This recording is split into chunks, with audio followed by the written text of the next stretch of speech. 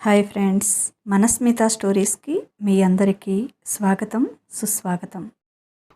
Hi friends, ఈరోజు మనం చదువుకోబోయే కథ బావా మరదళ్ళ కథ 5వ భాగం. ఏంటో ఫ్రెండ్స్, ఈ స్టోరీ నాకేమో ఇంట్రెస్ట్గా ఉంది రాయడానికి. రాస్తుంటే అలా సాగిపోతూ ఉంది.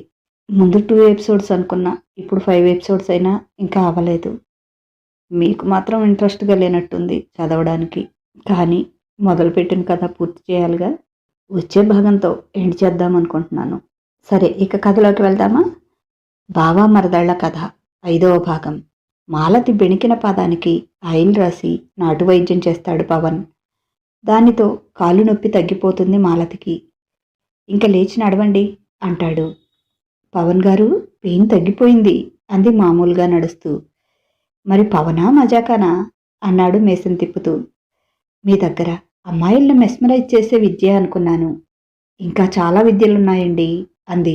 నాకు అంత ప్రావీణ్యమే ఉంటే 30 ఏళ్ళు వచ్చినా ఇంకా పెళ్లి కాకుండా ఇలా ఎందుకు ఉంటాను అన్నాడు నవ్వుతూ. ఏమో నాకేం తెలుసు, కానీ మీరు చూపులతోనే మాయ చేస్తారు, ఇది మాత్రం నిజం. మీరు పట్టించుకోలేదేమో కానీ ఈ ఊర్లో చాలామంది అమ్మాయిలు మీకు ఫ్యాన్స్ ఉన్నారు అంది అతన్ని ఉడికిస్తూ. ఇంకా చాలులే, కూర్చో, ఇప్పుడే కదా సరైంది, మరీ ఒక్కరోజే కాలికి స్ట్రెస్ ఇవ్వకు అని కూర్చో అన్నట్లుగా చేయి పట్టుకొని లాగాడు.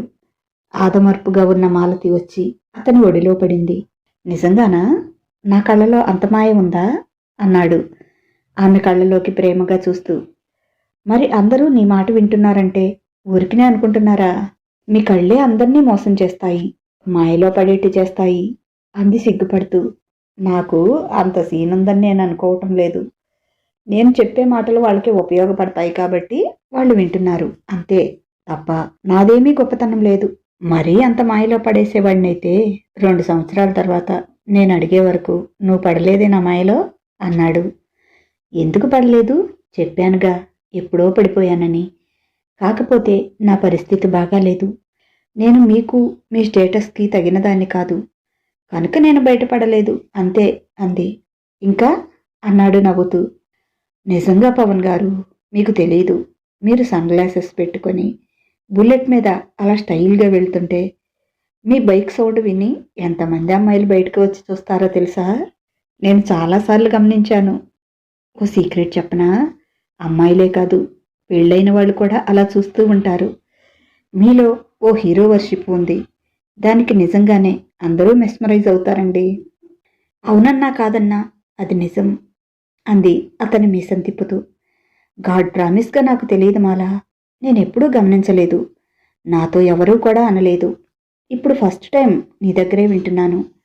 కానీ నాకు మాత్రం ఎవరి మీద ఎలాంటి ఇంట్రెస్ట్ లేదు. ఈ జన్మకి చేసింది ఒకటే తప్పు. అంతకు ముందు కానీ ఇక తర్వాత కానీ ఇంకెప్పుడు ఎలాంటి తప్పు చేయను.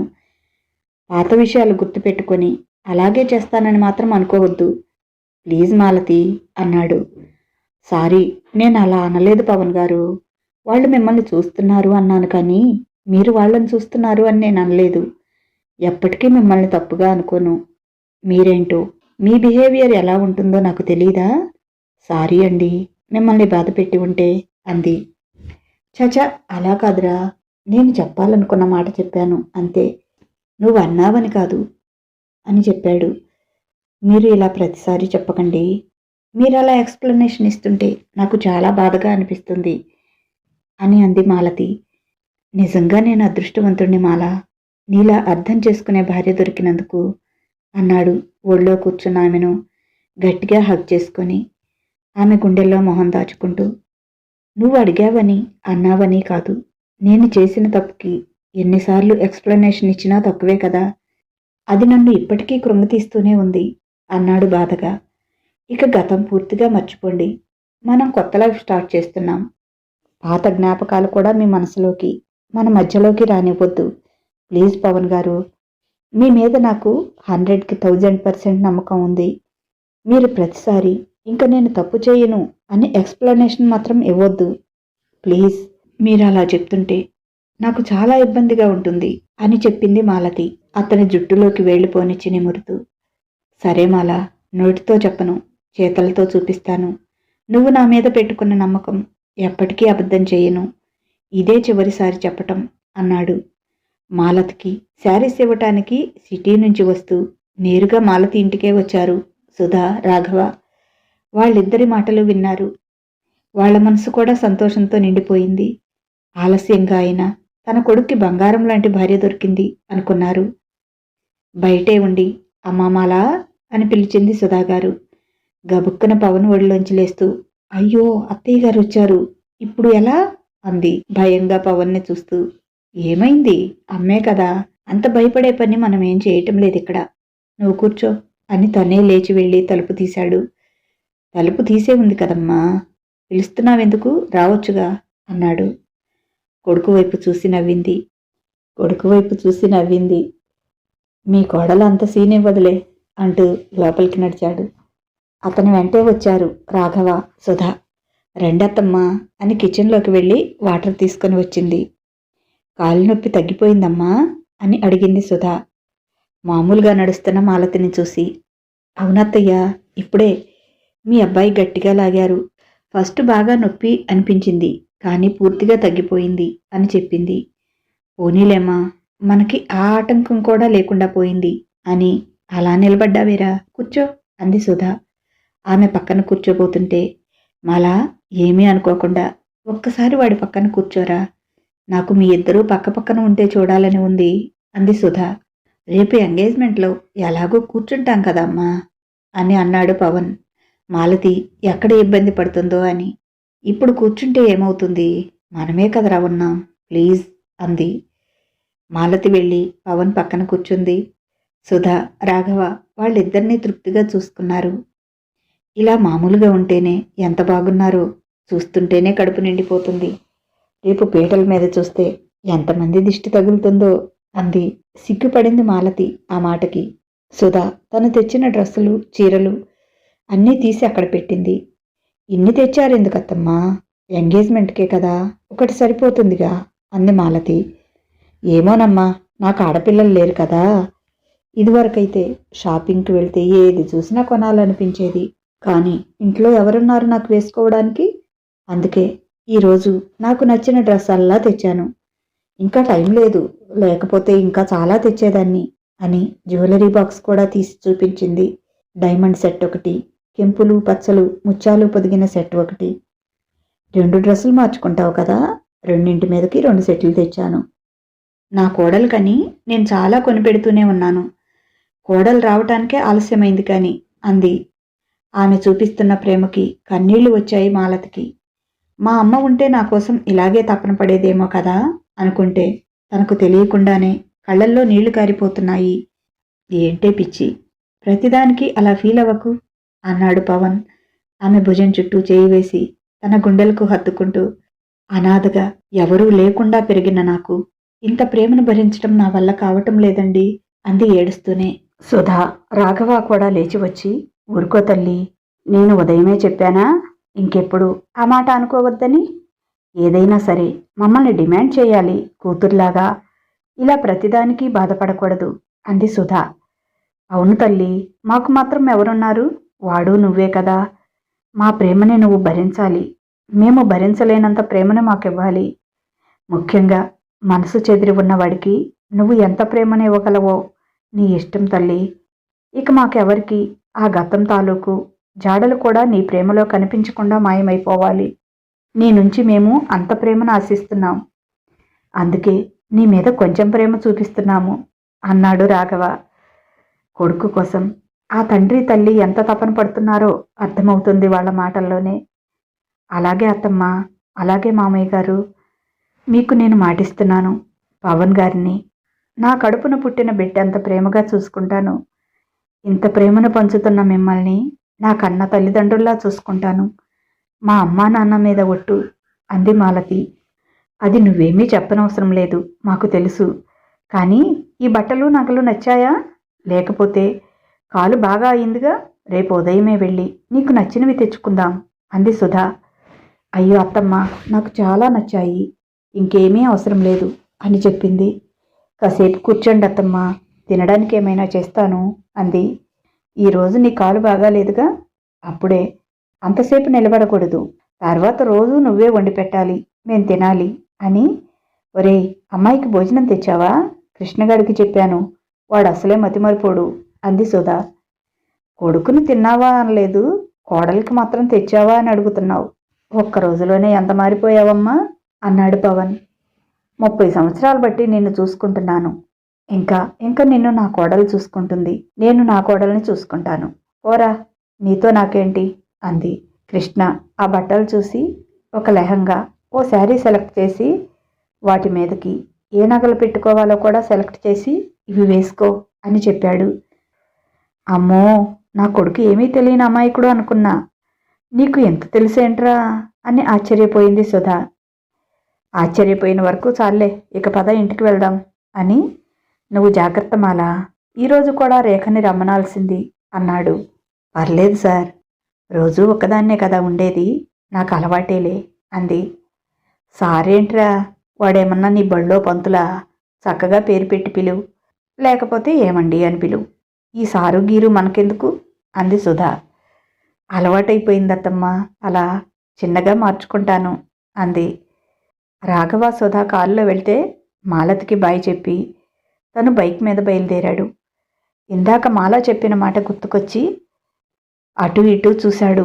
నిజంగానే చాలా గుమ్మాల్లో అమ్మాయిలు నిలబడి తన వైపే చూస్తున్నారు. నవ్వుకున్నాడు పవన్. పర్లేదురా పవన్, ఇంకా నీ గ్లామర్ తగ్గలేదురా అని నవ్వుకున్నాడు.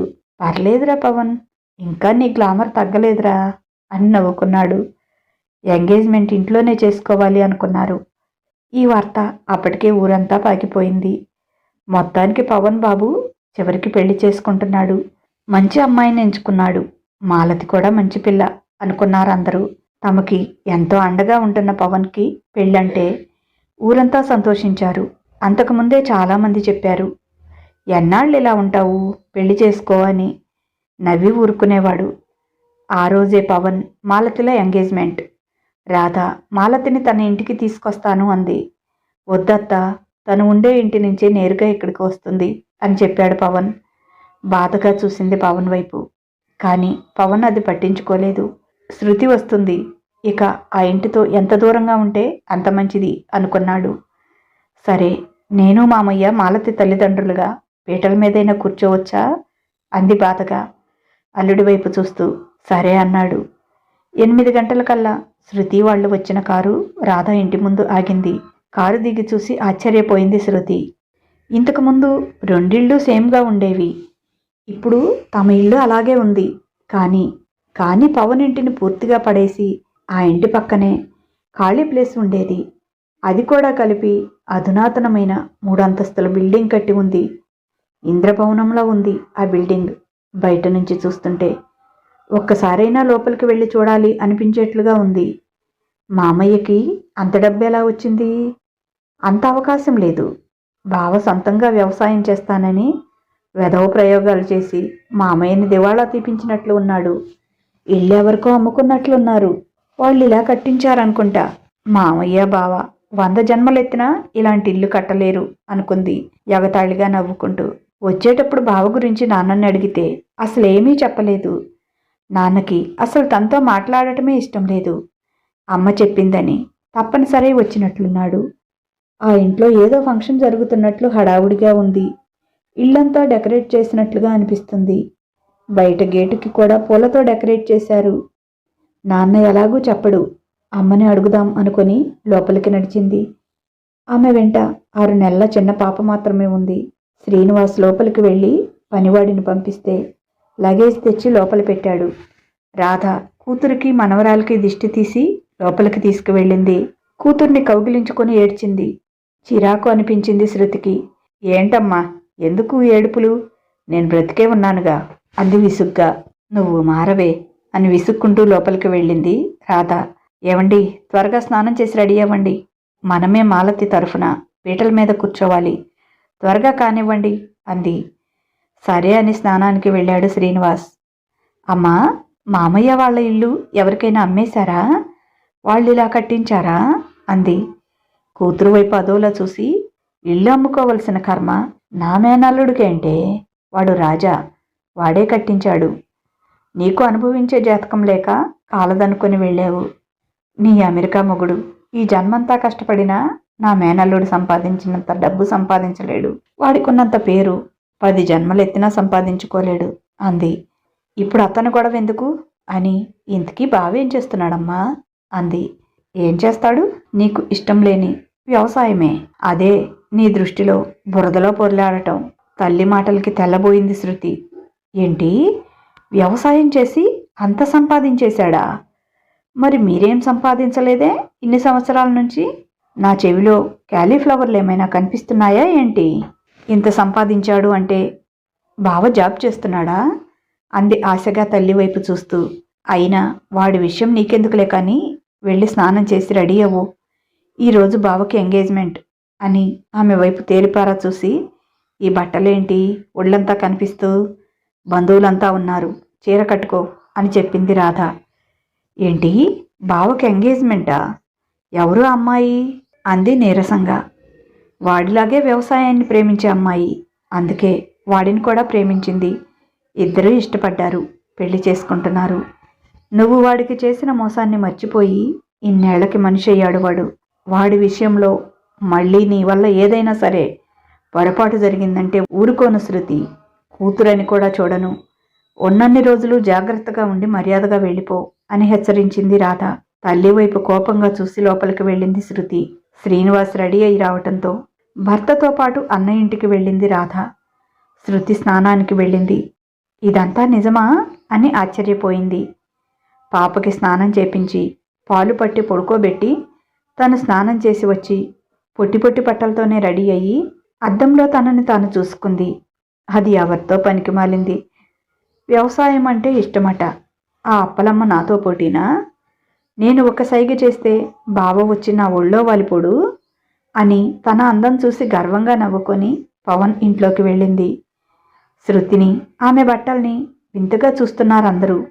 రాధకి తల కొట్టేసినట్లయింది అంతమందిలో. మీతో నాకు లెక్కేంటి అన్నట్లుగా తలెగరేస్తూ పవన్ ఎక్కడ ఉన్నాడా అని చుట్టూ చూసింది. కాస్త దూరంగా ఎవరితోనో ఫోన్లో మాట్లాడుతూ ఉన్నాడు పవన్.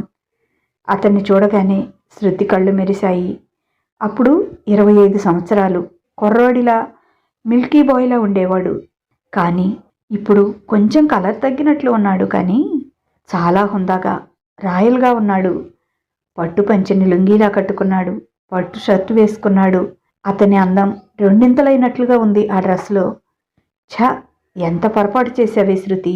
ఇలాంటి మిస్టర్ ఇండియాని వదులుకొని అమెరికా పిచ్చితో ఆ డర్టీ ఫెలోతో వెళ్ళావు అని తనని తానే తిట్టుకుంది.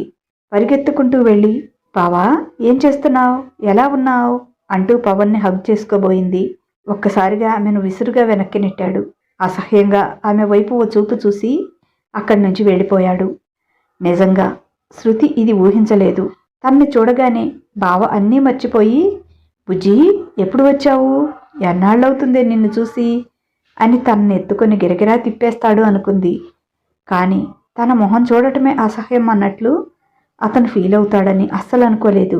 అయినా ఇప్పుడేగా వచ్చింది, నిన్నెంతసేపు పడేయాలి అనుకుంది మనసులో. రాధ కోపంగా కూతురు వైపు చూస్తూ, శృతి నీ కూతురు ఏడుస్తున్నట్లుంది, ఇంటికి వెళ్ళు అంది గట్టిగా.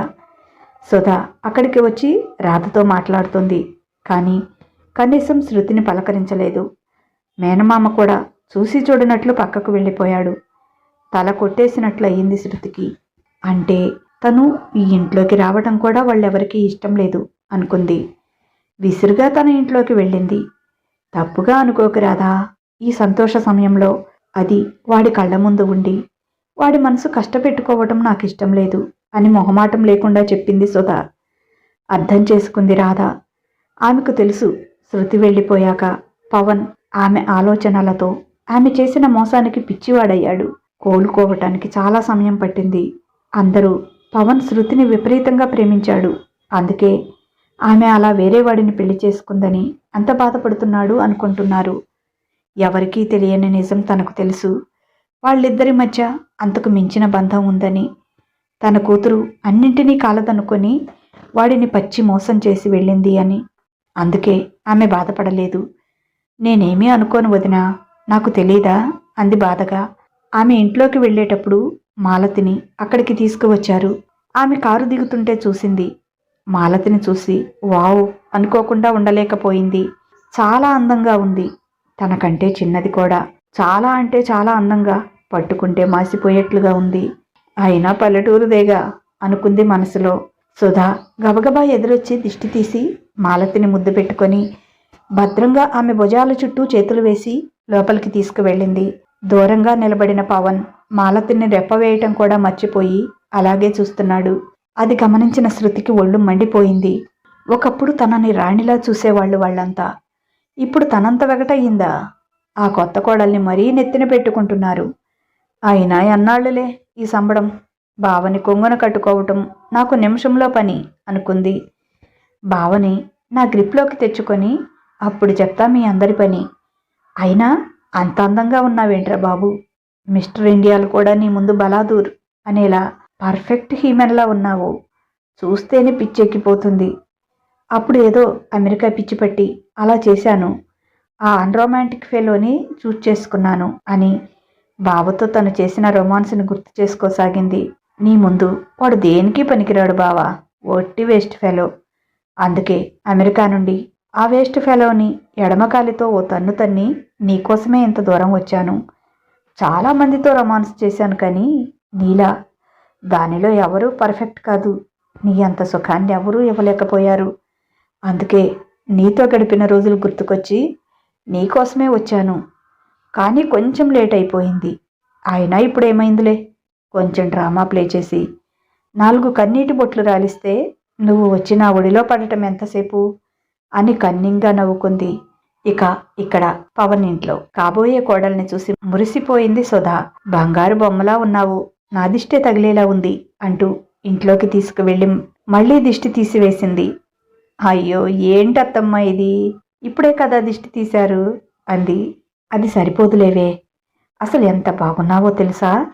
పాపం అందరూ ఉన్నారని ఊరుకున్నాడు నా కొడుకు, లేకపోతేనా చూడు ఎలా చూస్తున్నాడో కొరుక్కు తినేలా అని పవన్ వైపు చూపించింది మెస్మరైజింగ్ ఐస్తో. అలాగే చూస్తున్న పవన్ కళ్ళలోని మాయకి మళ్ళీ ప్రేమలో పడిపోయింది మాలతి. అంతలో పంతులు గారు వచ్చి సుధని పిలిచాడు. మాలతిని ఒక రూమ్లో కూర్చోబెట్టి పంతులు గారికి కావలసినవి అందించడానికి వెళ్ళింది. బంధువులందరూ పంతులు గారు వచ్చారని, ముహూర్తం టైం అయిందని టచ్అప్స్ చేసుకుంటూ హడావుడి పడుతున్నారు. ఎవరి గొడవలో వాళ్ళు ఉన్నారు. మాలతితో పాటు వచ్చిన రేఖ కూడా ఎవరో ఏదో అడగటంతో బయటికి వచ్చింది. ఇదే సందని మాలతి రూంలోకి వెళ్ళాడు పవన్. అతన్ని చూసి తత్తరపడింది మాలతి. అయ్యో ఏంటి సార్ ఇలా వచ్చారు? ఇంటి నిండా మనుషులున్నారు, ప్లీజ్ వెళ్ళండి, ఎవరైనా చూస్తే బాగోదు అంది. అది నాకు తెలుసు, కానీ నిన్ను చూస్తూ ఆగలేకపోయాను, దగ్గర నుంచి చూడాలనిపించింది అని ఆమె పర్మిషన్ లేకుండానే గట్టిగా హగ్ చేసుకొని నా జీవితాన్ని నందనవనంలా మార్చడానికి నా లైఫ్లోకి అడుగు పెడుతున్న ప్రేమదేవతకి స్వాగతం సుస్వాగతం అని పొయిటిక్గా చెప్పి ఆమె పెదవుల మీద గాఢంగా ఓ ముద్దు ఇచ్చి thank you dear, heartily welcome my life అంటూ ఆమె పెదవుల్ని పెనవేశాడు. ఓవైపు భయంగా ఉన్న అతని కౌగిల్లో ఆ తొలి ముద్దులోని తీయదనానికి పరవశించిపోయింది ఆమె హృదయం. 2 నిమిషాలకి ఆమె పెదవులు వదిలి సారీరా, కంట్రోల్ చేసుకోవటం నా వల్ల కాలేదు అంటుంటే పర్లేదు ఇక వెళ్ళండి అంది సిగ్గుపడుతూనే. సిగ్గుపడుతున్న ఆమెను చూస్తుంటే అలాగే చూస్తుండిపోవాలనిపిస్తోంది పవన్కి. ఆ సిగ్గే ఆమెకు పెద్ద ఆభరణం. కానీ ఇది సమయం కాదు. అందుకని స్మూత్గా ఆమె పెదవుల మీద ఓ ముద్దిచ్చి ఏమీ తెలియనట్లు బయటికి వెళ్ళిపోయాడు. అతని ముద్దుతో ఏదో లోకాల్లో విహరిస్తున్న మాలతి సుధ మాటలకి ఈ లోకంలోకి వచ్చింది. ఏమన్నా కావాలరా అని అడిగింది. ఏమీ అవసరం లేదత్తమ్మా అని చెప్పింది మాలతి. ఏం కావాలన్నా నన్ను అడగరా, మొహమాట పడకు. నేను లేకపోతే రాధ పెద్దమ్మని అడుగు, పంతులు గారు పిలుస్తున్నారు, నేను వెళ్తున్నాను అని కబోర్డ్లోంచి హ్యాండ్ ఐరన్ తీసిచ్చి రేఖ వచ్చాక సరి చేయించుకో, చీర నలిగిపోయింది అని జుట్టు సరిచేసి కోడలికి మెటికలు విరిచి తన కంటి కాటుక తీసి చెవి వెనుకగా దిష్టి చుక్క పెట్టింది. ఆమె ప్రేమకు కళ్ళల్లో నీళ్లు తిరిగాయి మాలతికి. మా అమ్మ ఉంటే ఇలాగే సరిచేసి నన్ను చూసుకొని సంతోషపడేదేమో అనుకుంది. అంతలో రాఘవ గారు వచ్చి, సుధా, పంతులు గారు పిలుస్తున్నారు అని కోడల్ని ఓసారి చూసుకొని తృప్తిగా తల ఊపారు. ఒక్క నిమిషం అత్తమ్మ, మీరు మామయ్య పక్కన నిలబడండి అంది. ఎందుకురా అంది సుధా రాఘవ పక్కన నిలబడుతూ. కూర్చొని వాళ్ళిద్దరి పాదాలకు శ్రద్ధగా నమస్కారం చేసింది. మాలతిని లేపి, నూరేళ్లు పిల్లా పాపలతో పసుపు కుంకుమలతో చల్లగా ఉండు తల్లి అని ఆశీర్వదించారు వాళ్ళిద్దరూ. సుధా మాలతిని దగ్గరికి తీసుకొని నుదుటి మీద ముద్దు పెట్టి, ఎమోషనల్ అవ్వక బంగారం, మొహం పాడైపోతుంది. అప్పుడు ఫోటోలో వీడియోల్లో నా కొడుకే బాగా పడతాడు. నీ మొహం వేళ తెలా ఉంటుంది. మళ్ళీ ఫేస్ క్లీన్ చేసుకుని చక్కగా రెడీ అవ్వు. నిన్ను పిలిచేటప్పటికి లేట్ అవుతుందిలే. మాతో పూజ అయ్యాక నిన్ను పిలుస్తారు. అప్పటిదాకా ఇక్కడే కూర్చోమ్మా అని చెప్పి వెళ్ళిపోయారు. వీళ్ళకెందుకు నేనంటే ఇంత ప్రేమ? కోడల్ని ఎవరూ ఇంతగా ప్రేమించరు. వాళ్ళు కూడా నన్ను కూతురుగానే భావిస్తున్నారు. వాళ్ళని ఎప్పుడూ కష్టపెట్టకుండా చూసుకోవాలి అనుకుంది. కాసేపటికి వాళ్ళ పూజ పూర్తయి మాలతిని పిలిచారు. మాలతి ఈ ఊరు వచ్చాక కొంతమంది రైతులు పిలిస్తే వాళ్ళ పిల్లల పెళ్ళిళ్ళకి వెళ్ళింది. ఇలాంటప్పుడు తల్లిదండ్రుల పక్కన కూర్చుని పిల్లలతో పూజ చేయిస్తారు. తన పక్కన ఎవరు కూర్చుంటారు? అందరూ ఏమనుకుంటారు? గతిలేక అనాథ పిల్లని చేసుకుంటున్నారు అనుకుంటారా? దీనివల్ల అత్తయ్యకి మామయ్యకి పవన్ గారికి అవమానమేమో అనుకుంది. సుధా వచ్చి, ఏంటి తల్లి ఇంకా అలాగే ఉన్నావు? పంతులు గారు పిలుస్తున్నారు రా అంటూ, అన్నీ సక్రమంగా జరుగుతాయి, నువ్వు ఎలాంటి దిగులు పెట్టుకోకు అని మాలతికి ధైర్యం చెప్పి స్టేజ్ మీదకి తీసుకువెళ్ళింది. అక్కడ ఆల్రెడీ రాధా, శ్రీనివాస్ గారు పీటల మీద కూర్చొని ఉన్నారు. అత్తయ్య అంది ఆశ్చర్యంగా. వాళ్లే కావాలనుకున్నారు, మేము అడగలేదు అని చెప్పింది సుధా. రారా మాలతి, ఇంకా ఏంటి ఆలస్యం అంది రాధా. తీసుకొని వెళ్ళి వాళ్ళిద్దరి మధ్య కూర్చోబెట్టింది. థ్యాంక్స్ అమ్మా, థ్యాంక్స్ అండి అంది వాళ్లతో.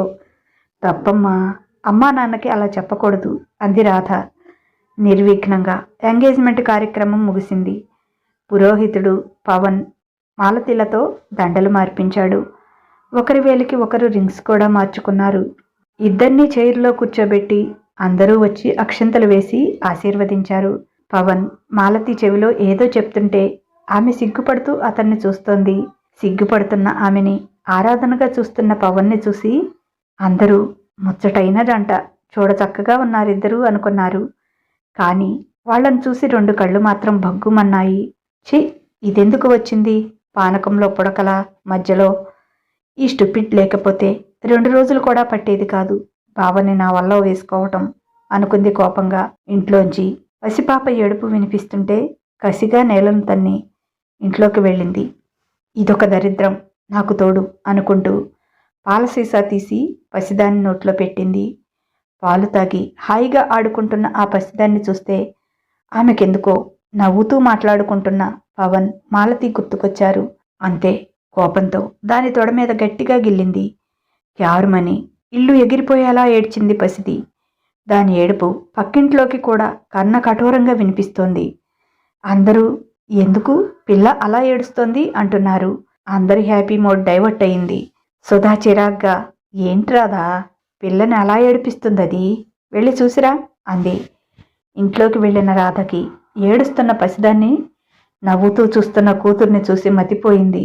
చాచిపెట్టి కూతుర్ని ఒక్కటి కొట్టింది. మనిషివేనా నువ్వు? పసిపిల్ల అలా ఏడుస్తుంటే నవ్వుతూ చూస్తున్నావా అంది. ఏం చేయమంటావు? దానితో పాటు నన్ను కూడా ఏడవమంటావా? ఇప్పటికి నేను ఏడ్చేది చాలదా అంది కోపంగా శృతి. చిచి, నువ్వు మారావనుకున్నాను. నువ్వేమీ మారలేదు. నీకు నీ స్వార్థం నువ్వు తప్ప ఏదీ పట్టదు. చివరికి కన్న బిడ్డ కూడా పట్టదు అని విసుక్కుంటూ, కడుపులో నొప్పేమో ముందు పోసావా అంది. పోసాలే అంది నిర్లక్ష్యంగా. పసిదాన్ని చేతుల్లోకి తీసుకుని, ఊరుకో తల్లి, ఊరుకో, ఎందుకే అలా ఏడుస్తున్నావు అని ఊరుకోబెడుతుంది. పాప ఆపకుండా ఏడుస్తూనే ఉంది. ఏమైనా కుట్టిందా? ఎందుకురా అలా ఏడుస్తున్నావు అని పాప ఫ్రాక్ తీసి ఒళ్ళంతా చూస్తుంది. లేత తొడ మీద రక్తం గడ్డకట్టినట్లు నల్లగా కమిలిపోయి ఉంది. అది పురుగు కుట్టింది కాదు, తన కూతురే ఆ పురుగు అనుకొని, రాక్షసి, మనిషి పుట్టకే పుట్టావంటే నువ్వు పశువా? నీ కోపాన్ని పసిదాని మీద చూపిస్తావా? నువ్వు ఫోన్ చేసి అడవగానే మారిపోయావు అనుకున్నాను. ఛీ, నువ్వెప్పటికీ మారవు. నీ బ్రతికే అంత. చిచి అని చేదరించుకుంటూ పాపను తీసుకుని పక్కింట్లోకి వెళ్ళింది. అక్కడే ఉంచితే ఇంకేం చేస్తుందో అని. అందరూ భోజనాలు చేసి ఎటు వాళ్ళు అటు వెళ్ళారు. రాధ భోజనం చేస్తుంటే మాలతి పాపనెత్తుకుంది. తన ఒడిలో పడుకోబెట్టుకుని జోకొడుతుంటే కాసేపు ఆడి హాయిగా నిద్రపోయింది పాప. అది చూసి నిట్టూర్చింది రాధ. పవన్ మాత్రం పాప వైపు కూడా చూడలేదు. బాధపడింది రాధ. వాడి మనసు ఎంతగా విరిగిపోయిందో అనుకుంది. సుధా దేనికో పిలిస్తే పాపని సోఫాలో పడుకోబెట్టి, చూస్తూ ఉండండి సార్, పాప పడిపోతుంది అని చెప్పింది మాలతి. సీరియస్గా చూశాడు ఆమె వైపు. మన కోపతాపాలు చూపించాల్సిన వాళ్ళ మీదే చూపించాలి. లోకం తెలియని ఆ పసిది ఏం చేసింది అని లోపలికి వెళ్ళింది. మాలతి అక్కడికి వచ్చే వరకు అక్కడే ఉన్నాడు, కానీ పాపను పట్టించుకోలేదు పవన్. ప్లీజ్ సార్, మీరు ఇలా ఉండకండి. ఇది మీ నేచర్ కాదు. ఏ విషయంలోనైనా సరే మనం ఎలా ఉంటామో అలానే ఉండాలి. మనిషికి స్థితప్రజ్ఞత చాలా అవసరం అంది అతని భుజం మీద చేయి వేసి. సారీ మాలతి, ఆమె విషయంలో దేనిలో కూడా కలగజేసుకోవడం నాకు ఇష్టం లేదు. అది చాలా రకాలుగా పోతుంది, నీకు తెలీదు. నన్ను వదిలేయి అన్నాడు అక్కడి నుంచి వెళ్ళిపోతూ. ఐ నో సార్, కానీ అంటుంటే, ప్లీజ్ మాలతి, ఈ విషయంలో మనిద్దరి మధ్య వాదన వద్దు అని వెళ్ళిపోయాడు. రాధ వచ్చి మాలతి భుజం మీద చేయి వేసి, వాడి మనసుకు తగిలిన గాయం అంత లోతైనది. దానికి మనం ముందు కావాలి, కానీ ఇంకా దాన్ని రేపకూడదు. శృతి విషయంలో వాడిని ఎలాంటి ఒత్తిడి చేయొద్దు అంది రాధ. ఆమెకు మేనల్లుడి మీద ఉన్న ప్రేమకి కళ్ళు చెమర్చాయి మాలతికి. ఇదండి ఈరోజు కథ. ఎలా ఉంది? మీకు నచ్చిందా? మీకైతే బాగా నచ్చలేదులేండి, ఎందుకంటే వ్యూసే చెబుతున్నాయి ఆ మాట. కానీ నాకెందుకు ఈ స్టోరీ తెగ నచ్చి 2 పార్ట్స్ అనుకున్నది 6 పార్ట్స్కి పెంచేశాను. ఎంతకీ శృతి మహాతల్లి వీళ్ళిద్దరి పెళ్లిని చెడగొడుతుందా, లేక వీళ్ళిద్దరికి నిర్విఘ్నంగా పెళ్ళవుతుందా? ఏమో, ఏమి నాటకాలు ఆడుతుందో, ఏం గొడవ చేస్తుందో చూడాలి మరి. సరేనండి, ఈ కథ నచ్చితే ఒక లైక్ ఇవ్వండి, అలాగే ఓ చిన్న కామెంట్ కూడా పెట్టండి. మనస్మిత స్టోరీస్, మన మాటే మంత్రం ఛానల్స్ని సబ్స్క్రైబ్ చేసుకోండి. మీకు తెలిసిన వారికి కూడా షేర్ చేయండి, వారితో కూడా చదివించండి ప్లీజ్. ఇక ఉంటాను, మీ లక్ష్మీ గంట.